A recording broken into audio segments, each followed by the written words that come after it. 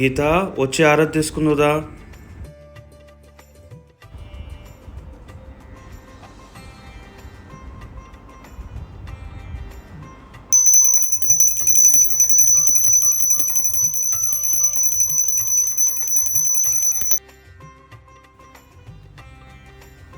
వస్తున్నా, భక్షాలు చేస్తున్నా.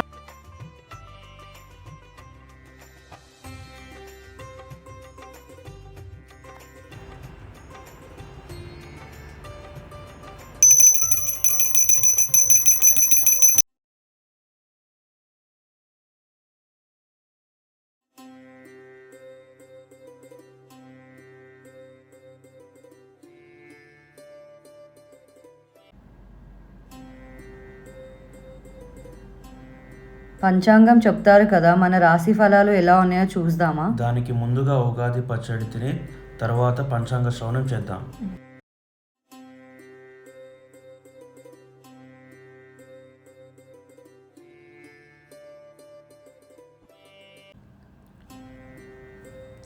సరే, నేను డ్రెస్ మార్చుకొని వస్తాను. వచ్చాక పంచాంగ శ్రవణం చేద్దాం.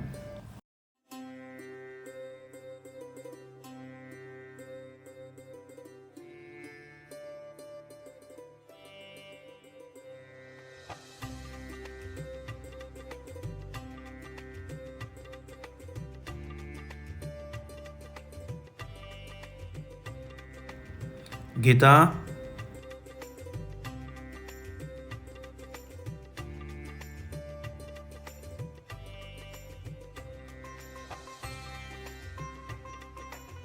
యూట్యూబ్ చూసి చేసా, 6 చేస్తే అందులో 2 భక్షాలే మంచిగొచ్చాయి. అవునా? ఫస్ట్ పంచాంగ శ్రవణం చేద్దాం, తర్వాత చెరొక భక్షం తిందాం. శోభకృత నామ సంవత్సరం ముగిసి శ్రీ క్రోధినామ సంవత్సరం ఆరంభమవుతుంది. క్రోధి అంటే కోపం కలిగించుట. గీత, జాగ్రత్త, ఎక్కువ కోపం చూపించొద్దు నా మీద, ఓకే? తర్వాత నీ రాశి ప్రకారం ఈరోజు ఆదాయం 2, వ్యయం 6. అందుకే ఏమో 6 భక్షాలు చేస్తే అందులో 2 మంచిగా వచ్చి 4 సరిగ్గా రాలేదు. అయ్యో. రాజపూజ్యం 3, అవమానం 1. అంటే నన్ను 3 పొగిడితే అందులో 1 తిడతారన్నమాట. నాకు తెలిసి అది నువ్వే శరణ్ కదా. ఈరోజు నా జాతకం ప్రకారం అనుకోని అతిథి వస్తారు ఉంది అంట.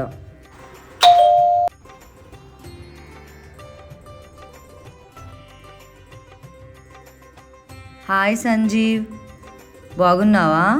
ఒక్కడివే వచ్చావా? దా, హ్యాపీ ఉగాది. హాయ్ గీత, ఒక్కడనే వచ్చాను. హ్యాపీ ఉగాది. దా, లోపలికి వెళ్దాం.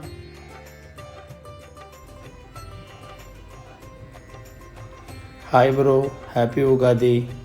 హ్యాపీ ఉగాది. ఎలా ఉన్నావు? ప్లీజ్ కూర్చో.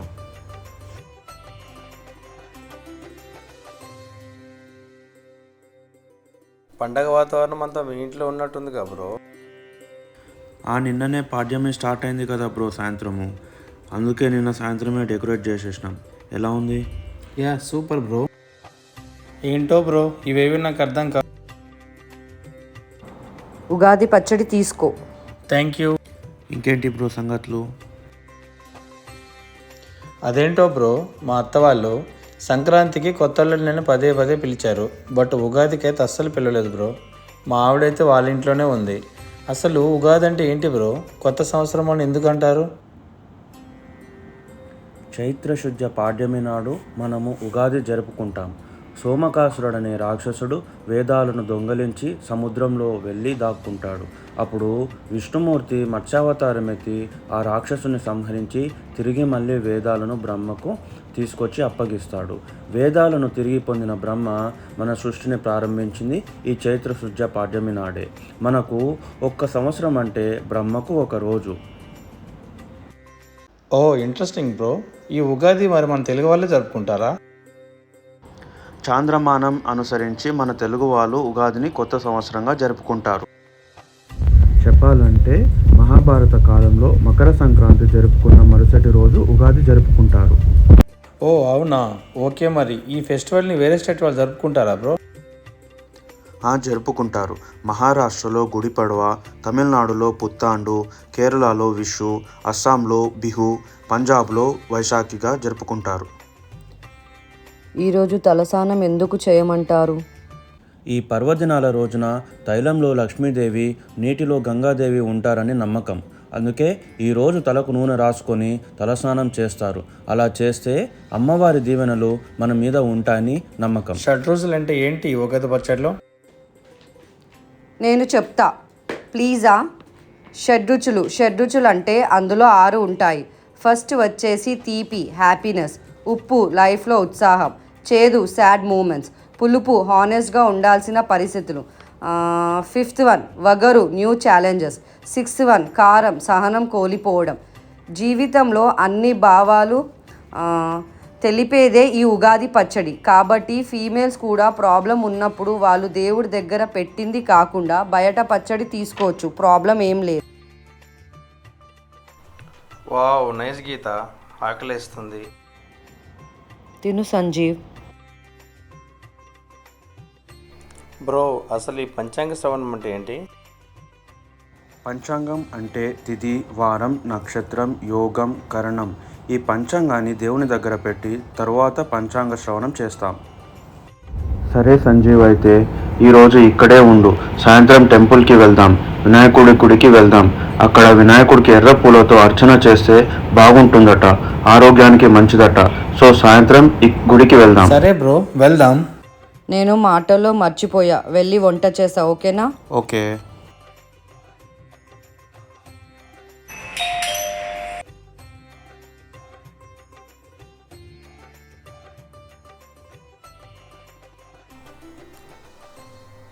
హ్యాపీ యుగాది. నేను మీ పక్క ఫ్లాట్లో ఉంటాం. యుగాది ప్రసాదం తీసుకొచ్చాను. Okay, thank you so much.